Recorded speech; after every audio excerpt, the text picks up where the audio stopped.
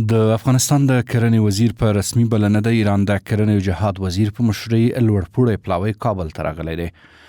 غلام رضا نوري قزلجوی ټاکل شوی له افغان چارواکو سره د کرنې او مالدارۍ په برخه کې د همکاریو تجربو تبادله او دوه اړخیزو اړیکو د پراختیا په اړه خبرې وکړې. همه اشتراکات تاریخی، دینی، مذهبی، زبانی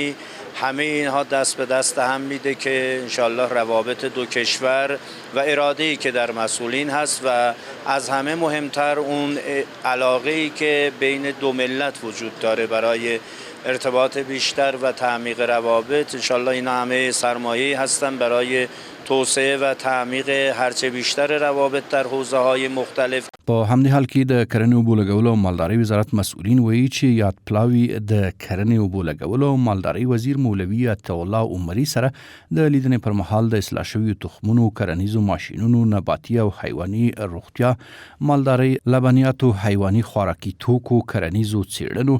اوبو لګولو او د ټکنالوژۍ د لیږد په برخه کې د علمي او اوږدمهاله همکاریو پر پراختیا ټینګار کړی دی. در این نشست دو طرف بر گسترش همکاری‌های عملی در بخش‌های زراعت و مالداری، آبیاری، صحت حیوانی و نباتی، ماشین‌آلات زراعتی، تحقیقات و انتقال تکنولوژی تاکید کردند. همچنان درباره صادرات گوشت تازه بوز و گوسفند از افغانستان به ایران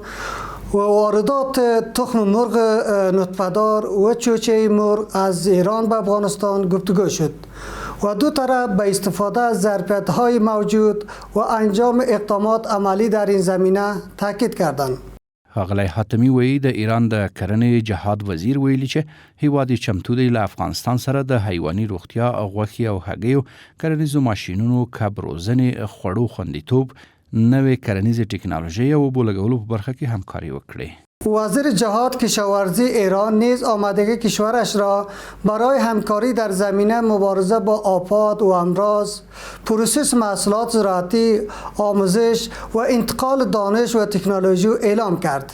ټاکل شوی د ایران د کرنې او جهاد وزیر په مشرۍ پلاوی له ګڼو نورو افغان چارواکو سره وګوري او پر بېلابېلو موضوعاتو ورسره خبرې اترې ولري.